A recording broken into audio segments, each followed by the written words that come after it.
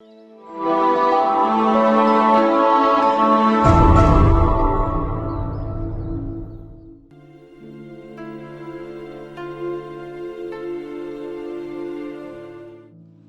खुदा में मेरे अजीज भाई और बहनों, आज हम आलमगीर कलीसिया के साथ मिलकर साल के दौरान 15वें आम अतवार की इबादत में शरीक हैं। और आज खुदा का कलाम हमारी रहनुमाई करता है कि हम खुदा को एक दूसरे में देखें, क्योंकि जब हम खुदावन को एक दूसरे में देखेंगे, खुदा की ज़ात को एक दूसरे में महसूस करेंगे, तो हम यीशु मसीह की वो बात पूरी करेंगे कि मैं तुम्हें हुक्म देता हूँ कि एक दूसरे से प्यार करो। अजीज़ मोमिनीन, आज की पहली तिलावत तस्नीया शरह की किताब में से ली गई है, और तस्नीया शरह की किताब खुदा के अहकामात और क़ज़ाओं की किताब कहलाती है। इस किताब में बनी इसराइल को आगाह किया गया है कि उन्होंने खुदा की रज़ा के लिए क्या करना है और क्या नहीं करना। हम हमेशा अपने आबा-ओ-अजदाद की मानंद सोचते हैं कि खुदा कौन है और कि हम उसे कैसे जान सकते हैं, जो आला व अरफा और कादे मुतलिक है। उसके मुतालिक आज की पहली तिलावत हमारी रहनुमाई करती है कि उसको जानने के लिए उसके हुक्म पर अमल करना लाजमी है और उसके अहकामात का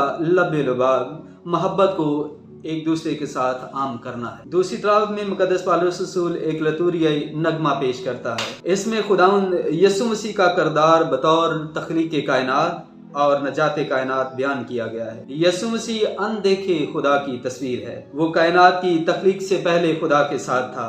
उसी ने अपनी मौत और जी उठने से एक नई कायनात को जन्म दिया है। इसलिए मसीह कलीसिया का सर है, जिसने भटके हुए इंसान का खुदा के साथ रिश्ता बहाल करके उसे नई जिंदगी दी है। आज की पाक अंजील में खुदावंद यीशु मसीह आजमाए जाते हैं। उनसे पूछा जाता है कि निजात के लिए क्या करना लाजिम है। मसीह खुदावंद जवाबन रब्बी से सवाल करते हैं को तरेद में इसके मतलब क्या लिखा है। वो कहता है कि लिखा है कि तू खुदावंद अपने खुदा को अपने सारे दिल से और अपनी सारी जान से और अपनी सारी ताकत से और अपनी सारी अकल से और अपने हमसाये को अपनी मानंद प्यार कर। फिर दूसरा सवाल किया जाता है कि मेरा हमसाया कौन है। यूं खुदावंद यीशु अल मसीह एक तमसील के जरिए उस रब्बी पर अयां करते हैं कि हकीकत में हमसाए होने का मतलब क्या है। मसीह खुदा में मेरे अजीज भाई और बहनों, पुराने जमाने में लोग खुदा की रजा को जानने के लिए जादूगरों, नजूमियों और पुजारियों का सहारा लेते थे। और अफसोस की बात यह है कि जिंदा खुदा पर ईमान रखने के बावजूद आज भी लोग खुद खुदा की मर्जी को जानने की कोशिश नहीं करते कि खुदा क्या चाहता है, बल्कि गलत तरीके अपनाते हुए पीरों, नजूमियों और जादूगरों का रुख करते हैं। लेकिन हम ईमानदारों को अपने ईमान में पुख्ता होने के साथ साथ खुदा का शुक्र अदा करना चाहिए, क्योंकि हमारी रहनुमाई के लिए खुदा का जिंदा कलाम हमारे दरमियान मौजूद है। जब हम दुआ करते हैं, कलाम पढ़ते हैं और उस पर गौर खोज करते हैं, तो इसी गौर खोज के दौरान खुदा अपने आप को हम पर जाहिर करता है। और जब हम दुआ करते, कलाम पढ़ते और उस पर गौर खोज करते हैं, तो उसी गौर खोज के दौरान खुदा अपने आप को हम पर जाहिर करता है और हमें अपने मंसूबाजात और मर्जी से आगाह करता है। आज की पहली तिलावत में भी एक रास्ता बताया गया है कि जो हमें खुदा की मर्जी से आगाह करता है। वो रास्ता ये है कि हम खुदा के अहकामात और कवानीन को माने। ये कवानीन और कज़ाएं इंसान की ताकत से बाहर नहीं है, ना ही वो आसमान पर हैं और ना ही समंदर से पार हैं, जबकि खुदा का कलमा तो हमारे दिल में रहता है कि हम उसकी पैरवी करें। आज की पाक अंजील में भी इस हकीकत को बयान किया गया है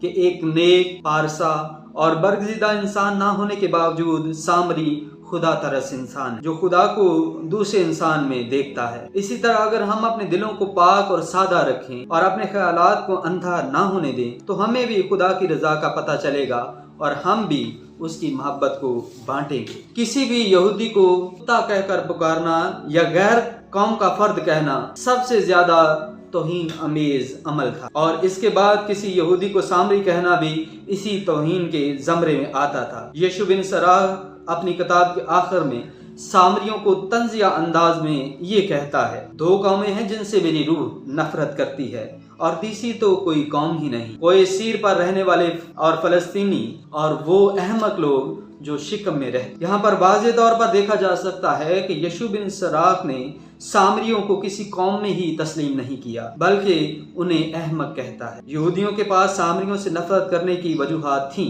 वो कहते थे कि ये कई सदियों से दूसरी कौम के लोगों के साथ इस कदर घुल मिल गए हैं कि इन्हें इब्राहिम की औलाद नहीं कहा जा सकता। फिर इन्होंने गैर कौमों से अपने आप को आलूदा किया है। वो अपने बाप दादा की रवायात को भूल चुके हैं और नापाक जिंदगी गुजारते हैं। उन्होंने अंबिया के सहायफ, हिकमत की कुतब और मज़ामीर को मुकद्दस तस्लीम नहीं किया, इसलिए वो उनके लिए कोई अहमियत नहीं रखते। अजीज मोमिनीन, आज की पाक अंजील के आगाज में हमारे सामने सामरी नहीं है, बल्कि एक यहूदी है, एक गुनाहगार नहीं बल्कि एक नेक आदमी है जो शरीयत में माहिर है, और वो यीशु मसीह से पूछता है कि मैं क्या करूं कि हमेशा की जिंदगी का वारिस बनूं। जवाबन यीशु मसीह भी उससे सवाल करते हैं कि शरीयत इसके मतलब क्या कहती है। रब्बी फौरन शरीयत के 2 हवाला जात को बयान करता है। पहला हवाला तो बहुत ही खास है और हर यहूदी सुबह शाम इसको दोहराता है। पास तू खुदावंद अपने खुदा को अपने सारे दिल और अपनी सारी जान और अपनी सारी ताकत से प्यार कर। दूसरे हवाले पर उसने ज्यादा जोर नहीं दिया। वो अहबार की किताब में दर्ज है कि तू अपने हमसाये को अपनी मानंद प्यार कर। यीशु अल मसीह उससे कहते हैं कि तू यही कर तो जीता रहे। जब वो यीशु मसीह को बंसाने में नाकाम रहता है तो फिर सवाल करता है कि मेरा हमसाया कौन है। वो मोहब्बत की हदूद कायम करना चाहता है और रबियों के मुताबिक उन्हें सिर्फ इब्राहिम की नस्ल से प्यार करना है। इसके अलावा उन्होंने उनसे मोहब्बत रखनी है जो अरसा दराज से उनकी सरजमीन में रह रहे, लेकिन दूर दराज रहने वाले लोग और खासकर उनके दुश्मन उनकी मोहब्बत के काबिल नहीं और वो उनके हमसाये भी नहीं। यहाँ यीशु मसीह के लिए ये अहम नहीं है कि किससे मोहब्बत की जाए, बल्कि ये अहम है कि कैसे मोहब्बत की जाए। यहाँ पर यह भी अहम नहीं है कि कोई कितना शरीयत को जानता है, बल्कि यहाँ पर जरूरी है कि कोई कितना शरीयत पर अमल पैरा होता है। यीशु मसीह ने कहा कि एक शख्स यरूशलेम से यरीहो को जा रहा था। इन दोनों जगहों का फासला 27 किलोमीटर है और इस रोड पर लोग डाकुओं से बचने के लिए काफलों में सफर करते थे। एक आदमी जो इस खतरे से वाकिफ है और फिर भी अकेला ही सफर पर जाता है और डाकुओं का शिकार बन जाता है। हम इस शख्स के बारे में कुछ नहीं जानते, ना उसकी उम्र, ना उसका पेशा, ना ये कि वो किस कबीले से ताल्लुक रखता था, वो सफेद था या काला था, अच्छा था या बुरा था, दोस्त था या दुश्मन था, उसने यरूशलेम में क्या किया था, कुर्बानी चढ़ाई थी या चोरी की। इन बातों के मतलब हमें कुछ पता नहीं, लेकिन एक बात यकीनी तौर पर वाज़ेह है कि उसे मदद की जरूरत। अजीज मोमिनीन, अतफाक से वहां से एक काहिन और लावी का गुजर होता है। अब खुदा के लोगों के रहनुमा होते हुए उन्हें क्या करना चाहिए? ये वो लोग हैं जो दुआ में सरगर्म और मजहब के बारे में खूब जानते। काहिन और लावी का रवैया क्या है? वो उसे देखते हैं और दूसरी तरफ निकल जाते हैं। अब सबसे पहले तो शायद वो डाकुओं से डरते हैं कि उन पर भी हमला ना हो जाए। फिर शायद वो अपने आप को नापाक करना नहीं चाहते,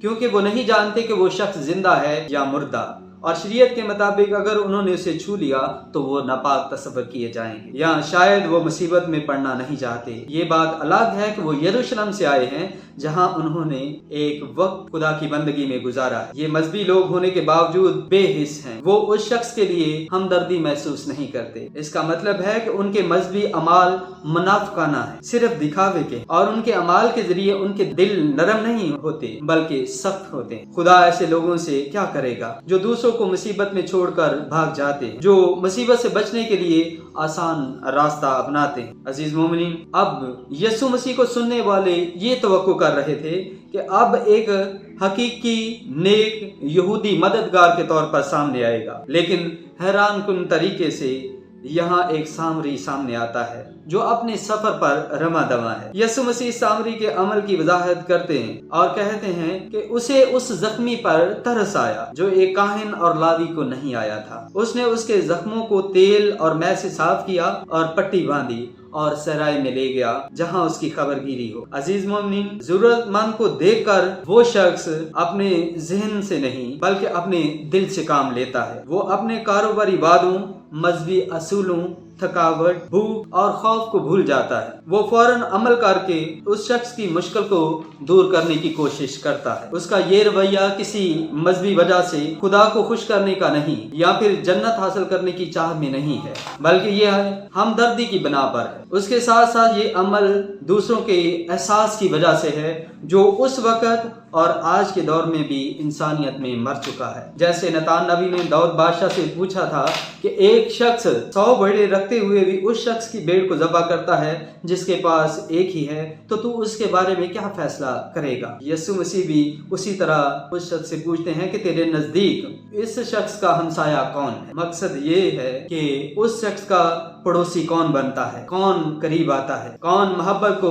عملی جامہ پہنانے کی اہلیت رکھتا ہے۔ رب بھی اس کا جواب بھی دیتا ہے کہ اس کا ہمسایہ وہ ہے جس نے اس پر رحم کیا۔ وہ اب بھی سامری کا لفظ ادا کرنے سے گریز کرتا ہے، لیکن وہ یہ ماننے پر مجبور ہے کہ حقیقی پڑوسی بننے کی صلاحیت اس سامری میں ہی ہے۔ یسوع مسیح اس کا خلاصہ یوں بیان کرتے ہیں کہ پھر جا تو بھی ایسا ہی کر۔ اسی طرح مقدس یوحنا بھی ہماری رہنمائی یوں ہی کرتا ہے کہ اے پیارو، آؤ ہم ایک دوسرے سے محبت رکھیں کیونکہ محبت خدا سے ہے، اور جو محبت رکھتا ہے وہ خدا سے پیدا ہوا ہے اور خدا کو پہچانتا ہے۔ عزیز مومنین، آئے ہم خدا سے دعا مانگے کہ خدا ہم سب کو اچھے ہمسائے بننے کا فضل عطا کرے تاکہ ہم دوسروں کی مصیبت میں، ان کی پریشانی میں نیک سامری کا کردار نبھا سکیں اور ہمیشہ کی زندگی کے وارث بن سکیں۔ آمین۔